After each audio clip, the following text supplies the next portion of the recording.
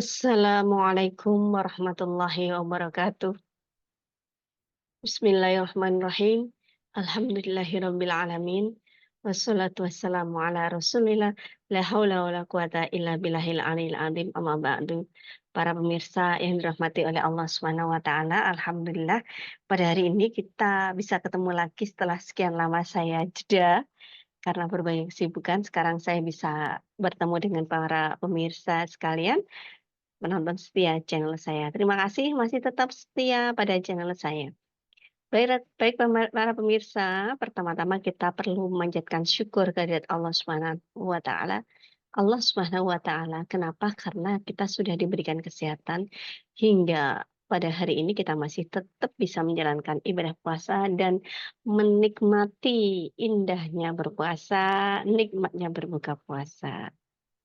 Para pemirsa sekalian, kali ini kita akan membahas tentang, pentingnya makan sahur. Nah, di antara kita seringkali banyak yang meremehkan sahur, banyak yang tidak sahur, atau banyak yang melakukan sahur tapi di malam hari sebelum tidur. Nah, seperti apa sih sebenarnya pentingnya sahur bagi kita, dan kapan waktu yang tepat bagi kita untuk makan sahur, kita akan bahas hari ini.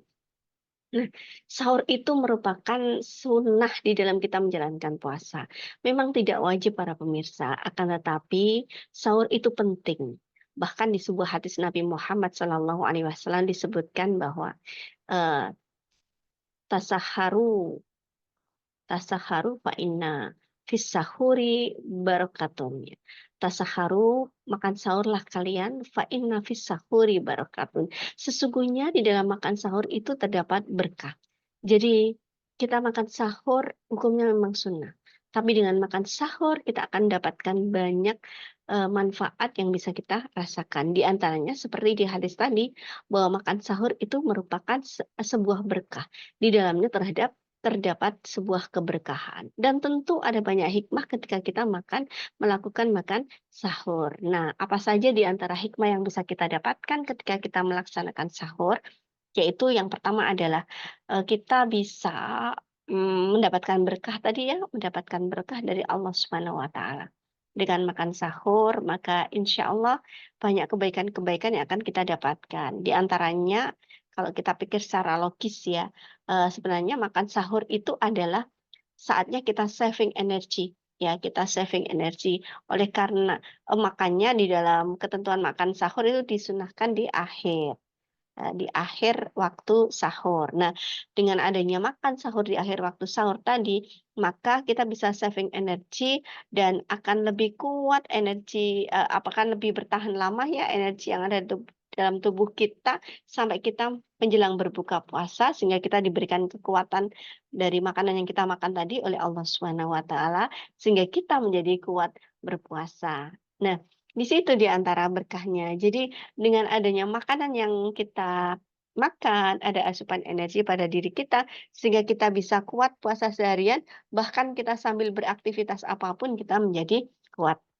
Yang kedua adalah bahwasanya makan sahur itu, bisa sangat bermanfaat sekali untuk penderita yang punya gangguan asam lambung ya, karena dengan adanya makan sahur, maka nanti akan ini ya, apa, asam lambung yang asam yang ada di dalam lambungnya itu akan berkurang, tidak cepat muncul ya, tidak cepat muncul sehingga ini akan aman untuk penderita GERD atau penderita gangguan asam lambung. Nah, berikutnya mungkin dengan makan sahur ini teman-teman, kita akan bisa, tubuh kita ini akan bisa menyeimbangkan ya kebutuhan gula darah pada, tubuh kita. Karena ketika kita tidak makan selama seharian dengan ditambah tidak makan sahur, maka otomatis, asupan gula darah ke tubuh kita juga ini ya, berkurang. Sehingga itu akan menyebabkan kita bisa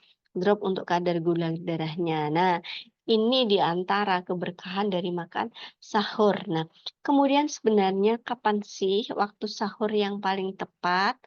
Nah, di dalam sebuah hadis Nabi Muhammad SAW disebutkan bahwa an Anasin an Zaid bin Sabit qala tasaharna ma'an Nabi sallallahu alaihi wasallam summa qama ila sholati. Fakultu kam kana bainal adani was sahur qala qadru khamsina ayah. Nah, apa sih di sini ya dari Anas kemudian dari Zaid bin Sabit dikisahkan bahasanya Zaid bin Sabit itu sahur bersama Rasulullah, tasaharna ma'an Nabi sallallahu alaihi wasallam. Summa qoma ila sholati. Kita sahur bersama Rasulullah, kemudian setelah itu kita, mendirikan sholat. Sholat yang dimaksud di sini adalah sholat subuh. Nah, kemudian, Anas bertanya, "Fakultu kam kana, bainas sahuri wal adzan?" Berapa jarak antara sahur dengan adzan ya? Kemudian dijawab oleh Zaid bin Sabit, qadru khamsina ayah. Jadi kurang lebih, adalah 50 ayat ketika dibaca dengan tartil di sini maksudnya. Jadi, waktu antara akhir sahur Rasulullah Shallallahu alaihi wasallam dengan para sahabat, dengan sholat subuh, ya ini adalah kurang lebih ketika dipakai membaca Al-Quran ini adalah 50 ayat. Nah, inilah yang dijadikan acuan oleh para ulama kita untuk menentukan waktu imsak ya. Jadi waktu imsak itu akhirnya ditentukan saat ini subuh saat sebelum subuh kurang lebih 50 ayat ya. Ketika digunakan untuk membaca Al-Qur'an. Ini adalah kira-kira waktu imsak yaitu kurang lebih 10 menit sebelum waktu subuh. Nah, imsak sendiri itu para sahabat. Sebenarnya imsak sendiri itu hanya ada di negara kita, di negara Indonesia, di beberapa tempat di Indonesia. Sedangkan di luar negeri, dimanapun kita tidak menemukan ada waktu imsak ya. Coba diingat-ingat ketika kita umroh di Mekah, di Madinah, atau melaksanakan ibadah haji, atau kita jalan-jalan ke luar negeri ya, itu tidak ada imsak seperti yang ada di Indonesia ya. Ternyata imsak itu memang di buat oleh ulama-ulama Indonesia sebagai sebuah kehati-hatian, sebagai sebuah, kalau istilahnya di kitab itu yang duruna biaini rahmah. Jadi para ulama itu melihat kita itu dengan, pandangan yang penuh kasih sayang ya, dengan penuh kasih sayang kepada umat umat Islam umumnya. Karena dengan adanya imsak, ini merupakan bentuk kasih sayang sama ulama ya, untuk mengajarkan kepada kita kehati-hatian di dalam berpuasa. Jadi coba bayangkan seandainya di Indonesia ini tidak ada imsak, tidak ada tanda-tanda imsak di masjid-masjid seperti yang selama ini kita dengar. Imsak kurang 20 menit, imsak kurang 10 menit, waktu imsak kurang 5 menit. Nah, kalau tidak ada seperti itu, mungkin kita akan ketika bangun kita agak mepet ya, kita akan makan, kemudian tiba-tiba tengah-tengah makan, lalu ternyata sudah adzan subuh. Nah, otomatis kita akan buru-buru sekali untuk mengeluarkan makanan yang sudah kita makan. Ya, karena memang ketika sudah adzan subuh berarti sudah kita harus memulai puasa. Nah, itu. Jadi ulama membuat tradisi ada imsak ini dalam rangka untuk ikhtiyat ya, untuk kehati-hatian.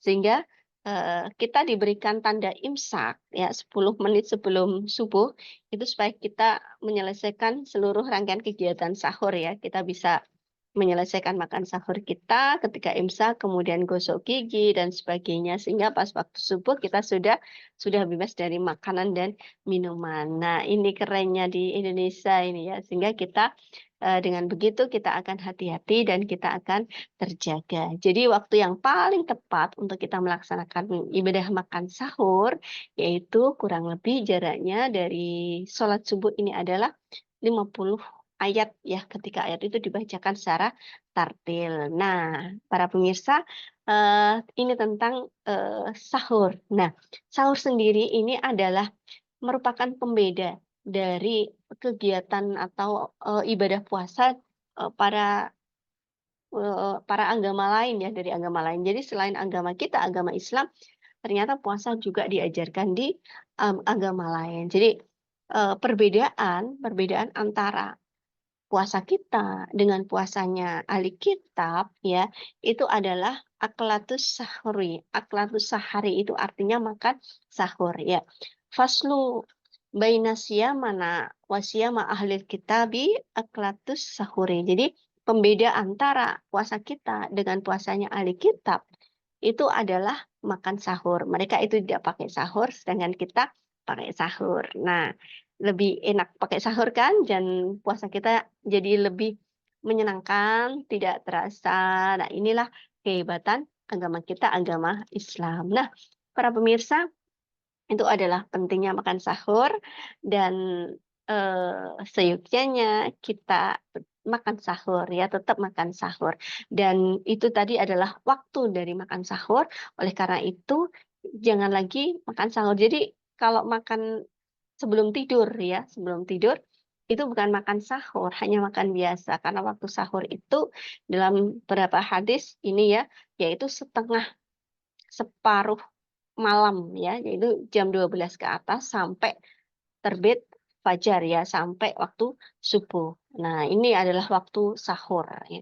Jika teman-teman melaksanakan sahur sebelum tidur, misalnya habis sholat Isya, habis sholat taraweh, kemudian kita mau tidur sekalian makan sahur, nah itu sebenarnya bukan makan sahur, karena makan sahur itu setelah separuh malam. Nah, kemudian yang paling utama adalah di saat seperenam malam, yaitu kurang lebih jam 3 sampai subuh. Dan yang dicontohkan oleh Rasulullah adalah ketika jaraknya antara sholat subuh dengan makan sahur itu kurang lebih 50 ayat. Nah, para pemirsa, semoga apa yang saya sampaikan itu bermanfaat dan mari kita menyempurnakan puasa kita. Semoga puasa kita diterima oleh Allah Subhanahu wa taala sehingga kita menjadi insan yang muttaqin. Amin ya rabbal alamin. Selamat menjalankan ibadah puasa. Kurang lebihnya mohon maaf. Wassalamualaikum warahmatullahi wabarakatuh.